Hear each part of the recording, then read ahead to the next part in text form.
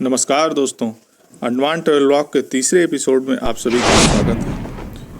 हम अभी खड़े हैं चेन्नई एयरपोर्ट पर, क्योंकि पोर्ट ब्लेयर में 7 बजे हम एक चक्कर लगाकर वापस चेन्नई आ गए थे। पोर्ट ब्लेयर का मौसम बहुत ख़राब था, जिसके कारण फ़्लाइट वहाँ लैंड नहीं हो पाई थी। हमें अभी मेल प्राप्त हुआ है कि हमारी फ़्लाइट आधे घंटे बाद यानी 9:45 पर दोबारा पोर्ट ब्लेयर के लिए रवाना हो जाएगी।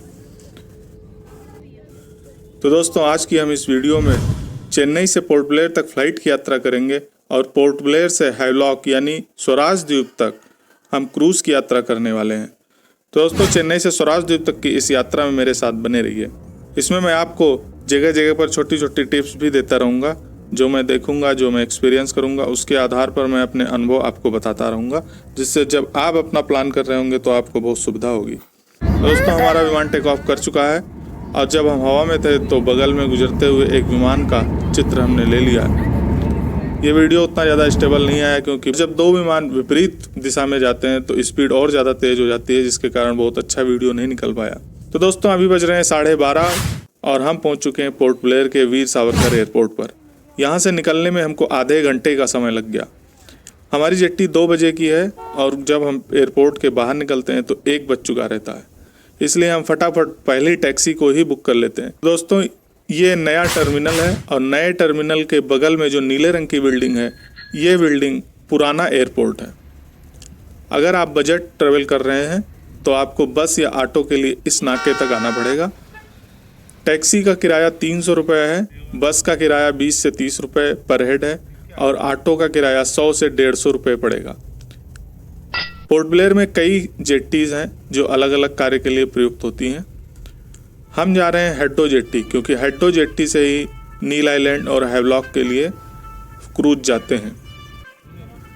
यहाँ मैं आपको बता दूं कि आप जैसे ही एयरपोर्ट पर पहुँचेंगे, यहाँ पर क्रूज़ के एजेंट्स और टैक्सी वालों की भरमार रहती है। अगर आपने क्रूज़ की ऑनलाइन बुकिंग नहीं की है तो यहीं से भी बुक कर सकते हैं।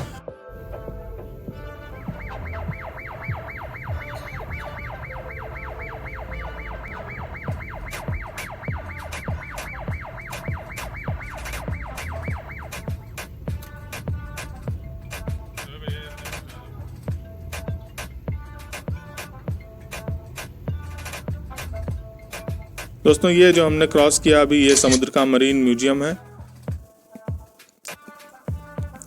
इस म्यूजियम को हैवलॉक और नील आइलैंड से वापस आने के बाद हम पोर्ट ब्लेयर को घूमते समय एक्सप्लोर करेंगे। इस म्यूजियम के अंदर वेल का बहुत लंबा स्केलेटन रखा हुआ है, उसको हम 6ठे या 7वें एपिसोड में आपको दिखाएंगे, तो उस एपिसोड को देखना मत भूलिएगा।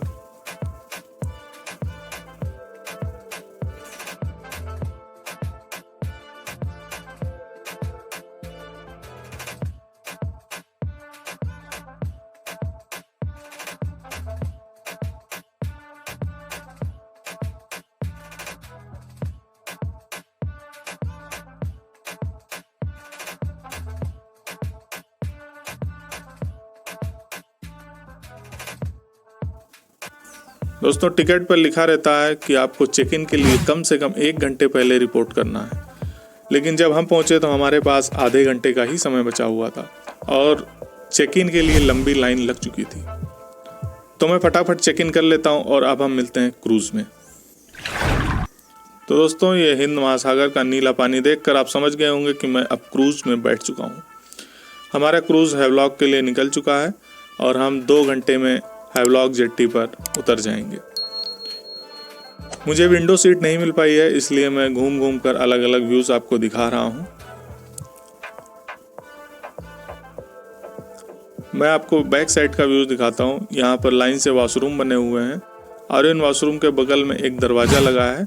उस दरवाजे के विंडो से ऐसा दृश्य दिखता है। पानी की रफ्तार आप देख सकते हैं कितनी तेज़ से पीछे की तरफ फेंक रहा है। और इस जगह पर लगेज भी रखा होता है, इसलिए पैसेंजर्स का एंट्री अलाउड नहीं है। आगे की तरफ आप ये देख सकते हैं, डूबने से बचाने के लिए उपकरण होते हैं, वो सारे रखे हुए हैं। लाइफ जैकेट सभी सीट के नीचे रहती है, वो अनाउंसमेंट के समय बता दिया जाता है।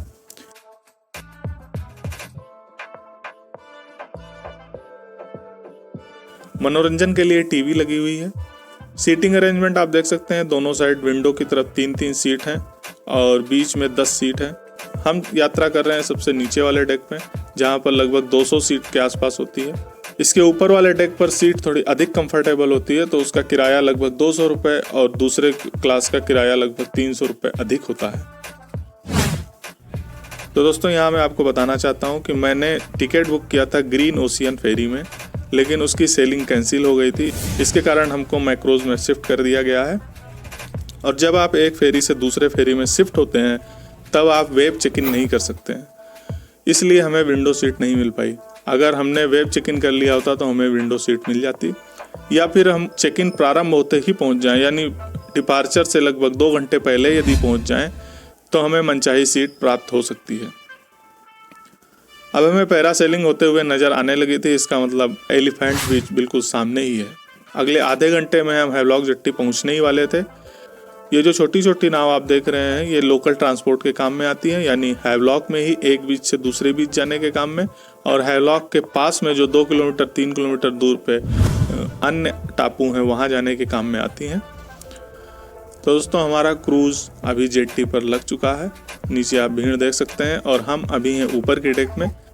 यहाँ की सीटिंग अरेंजमेंट आप देख सकते हैं। सीट का साइज़ थोड़ा बड़ा है और बीच में टेबल है। ऊपर के डेक में लीवर भी दिया रहता है जिससे आप सीट को अपने हिसाब से थोड़ा सा बेंड कर सकते हैं। तो अब हम नीचे उतरते हैं।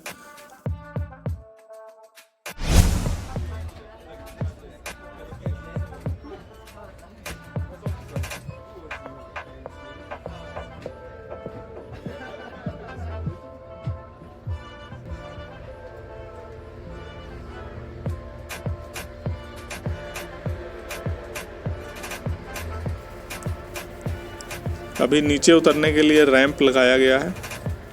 जब हम पोर्ट ब्लेयर में क्रूज़ में सवार हुए थे तो सतह के बराबर ही इसकी ऊंचाई थी, जिसके कारण हमें किसी रैंप की आवश्यकता नहीं पड़ी थी। लेकिन यहाँ पर रैंप की आवश्यकता है क्योंकि हम ऊपर वाले डेक से नीचे उतर रहे हैं। तो दोस्तों हैवलॉक में आप पानी की स्वच्छता को देख सकते हैं। दूर आपको लाइन से लगी हुई कार दिख रही होगी, वहीं पर लोकल ट्रांसपोर्ट वाली जेट्टी है। और इस साइड मैंग्रोव्स के बगल में जो नीले रंग की पट्टी दिख रही है ये टेम्परेरी पुल है। इस पुल के बारे में मैं आपको आगे बताऊंगा। तो दोस्तों हम जेट्टी के बाहर आ चुके हैं। मैं ऑटो वाले से रेट पता करता हूँ होटल तक जाने का, तो पता चलता है 500 रुपये, और एक जाइलो टैक्सी थी उसका रेट है 800 रुपये। इसलिए हम वहीं पर रुक जाते हैं। बगल में ही बस स्टैंड है, वहाँ पर हर आधे घंटे में बस जाती रहती है और हमें भी बस मिल जाती है। बस का किराया था 18 रुपये एक आदमी का। बस से ट्रेवल करते समय थोड़ा सा ड्रॉबैक ये रहता है कि जगह जगह पर रुकती रहती है, लेकिन फिर भी यहाँ पर इतना ट्रैफिक का इशूज़ नहीं है और सड़क भी अच्छी है, इसलिए वो जल्दी ही होटल तक पहुँचा देगी। तो अब हमें अंडमान की हरियाली दिखना शुरू हो गई है। आप भी देख सकते हैं चारों तरफ जंगल और ऊंचे ऊंचे पेड़ हैं। यहाँ पर नारियल, सुपारी, बांस और केला के पेड़ बहुत अधिक मात्रा में पाए जाते हैं।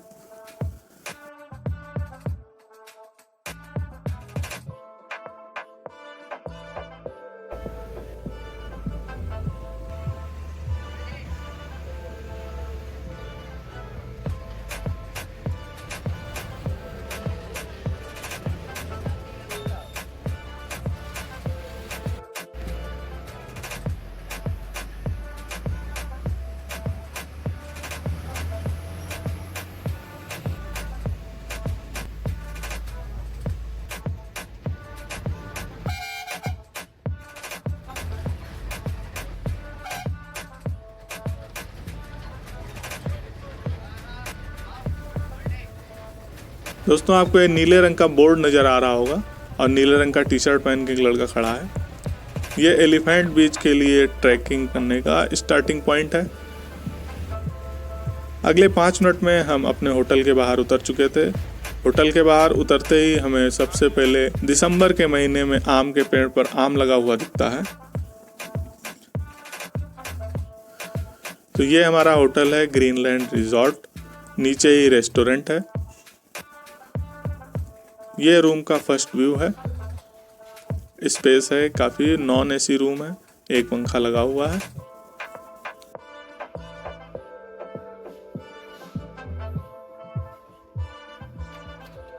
ये इसका वॉशरूम है।